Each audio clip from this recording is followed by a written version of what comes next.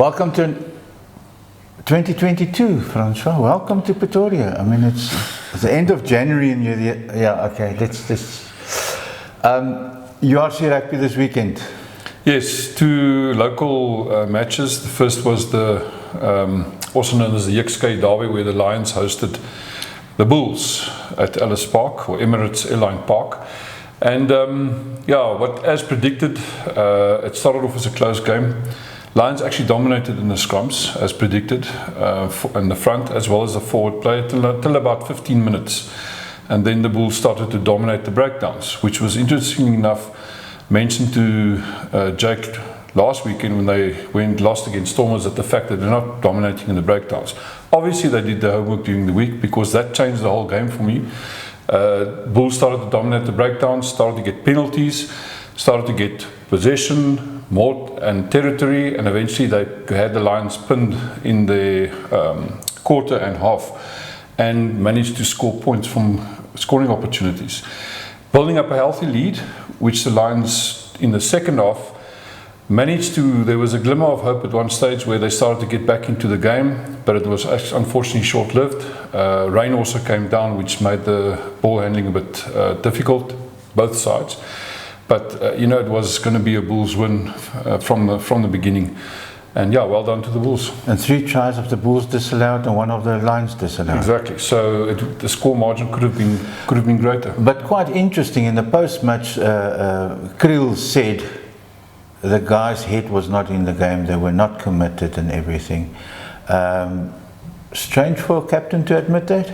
Yeah, I think he was frustrated. You could see it in conference. I think they expected way more of themselves going into this match. But yeah, the fence, I think he was alluding to commitment when it came to defence. But defence is commitment. If you're not committed, you're not going to defend. Yeah, and I think it was, and he was honest, and one must give him credit for that. And he said they're going to have a hard look at themselves this week, because didn't go the way they wanted it to go. But the hard look only lasts 1 match, because they play 1 good game, 1 bad game, 1 good. It reminds me of Trevor Nyakane when he was the captain of the Bulls. We sat in the media conference and he says, we're going to fix it. And then they fix nothing. Yeah, So, and the question, I asked the question to Cash, is when are you going to get rid of the players that's not committed? And he said that it's time that 1 or 2 heads will roll. There were some injuries to some key players. I'm not saying it is an excuse, but one must also consider that. We had 2 number 4 locks playing, and out of position. But yes, that's not an excuse in terms of the commitment raised by the captain. But yes, it's. But Lions rugby not healthy. No. I mean, which is frustrating, because they put up a hell of a game the previous weekend. And it's almost as if they went into the game accepting that they're going to lose. Yeah, I suppose. Well, the other match was between the Stormers and the Sharks, and I can name 2 players, Brock Harris and Warwick Galant. When they came on, the game changed completely. Total swing of the game. I mean, at that stage the Sharks were ahead. Comfortably ahead. It was their game to lose, which they eventually did. Almost through. I think. Also, apart from the 2 players that came on, the Sharks' discipline cost them. I mean, giving away 2 penalty tries, and then obviously a lot of other penalties. Yeah, the penalty try. I think the worst came. I mean, at the stage there were 13 players on the field. Yeah. So you can't. Desperation. I mean, Afalele Fassi that knocked the ball down. That's all desperation. It's outplayed in the last 20 minutes. But the Stormers missed Evan Roos. They didn't have the forward momentum. When they struggled in the scrum, there was not one ball carrier that could put them on the front foot. Yeah. Interestingly enough, it was also another comeback effort by the Stormers in the second half, just like the previous weekend against the Bulls. I don't know if this is now the Storm's game plan. But it's brilliant. I mean, it shows they've got some grit and everything. And it was a 22-all draw. Yeah. I don't think it's what either side wanted, to be honest, because all the points they get here now in terms of the URC is critical. Points at home, is critical, or are critical. So, yeah. Saturday coming? The same matches, just different venues. Yeah, I wonder if we're going to see the same results. I asked Jake in the media conference because he said it's interesting when he coached overseas, they played 2 games against each other week after week, and they had to play 2 different game plans. No. I honestly don't think he have to change anything on his game plan. I think it's going to be easier for the Bulls this weekend because the Lions are not a happy camp. You know what, I felt so sorry for Shawnee Erasmus on Saturday because he lost his job because of the commitment on defense. Now it's coming all over again. What must he think when he watches the game? Oh, well. Good question. So are we going to get rid of Jacques Fourie also now because of the lack of the commitment? Because, I mean, against the Sharks, they also, 5 tries? Close to it, yeah. So, yeah. And then the Stormers and the Sharks, you think it'll be as even game?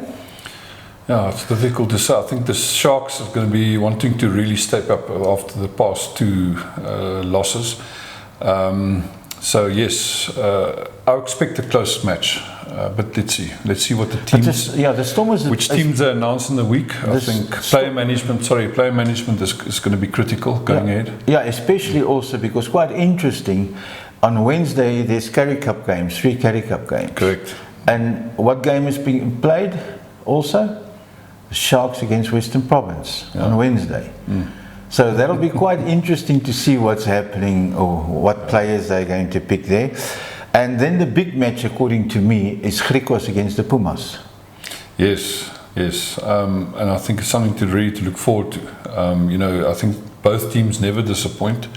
I think both teams out to really prove something. I think, and we haven't seen much of them until now. I think it's been they're playing on a Wednesday, then they skip 2 weeks, and then they play again. So it's a bit of a stop-start for them. I think it must be frustrating to get going. Yeah, well, you can see it because the Pumas played this weekend the Griffins. So they're looking for matches all over the place. I think they'll play Soweto's 3rd team also just to get some match practice in. So that'll be quite, I think that'll go a long way to determine the semi-finalists in the Currie Cup. Yeah, one must not forget about the Currie Cup. I know we're all thinking URC, but and funny enough, is a couple of months ago we had no rugby. Now we've got rugby. Wednesdays and Saturdays. Yeah. So. And then the other one is between the Bulls and the Cheetahs. That will also be interesting because now Jake can't use URC players in the Currie Cup. Yeah, I remember his previous good Currie Cup victory at Loftus was using, he had some couple of senior players in the Currie Cup. Well, both against Western Province also. And I remember I asked him, you know, in terms of his player management, because it's critical. I mean, at this stage, the unions basically have a URC team and a Currie Cup team, but I think there's going to have to be some mixing and matching happening to give players a break and also to bolster the teams where they think the wins are going to be critical. And Jake made it quite obvious that he wants to win the Currie Cup again. So, yeah, it's going to be interesting. And then the last thing I want to discuss with the senior rugby, Francois, is the new foot-up rule in the scrum.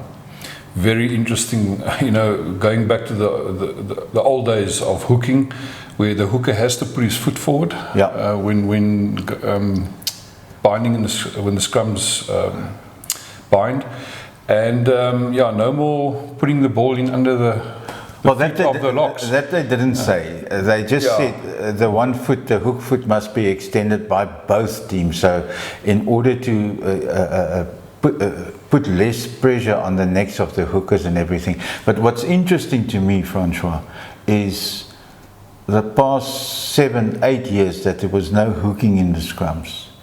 We got used to tall hookers. That's the point of the arrow. Actually, the 3rd front row. Yeah. 3rd member of the front row. He was scrum. He was. I mean, Marx is the tallest of the front row of the Springboks. Now suddenly that guy won't be able to play anymore because he won't be able to. If he's physically, it's impossible if the opposition scrums too low for him to have any effect. Not hook the ball, not scrum, any effect. But let's see what comes out of that one. It's being trialled. I don't know if it's going to be, if it really means, we'll have to see what the feedback is from the. It's just they say the game is evolving.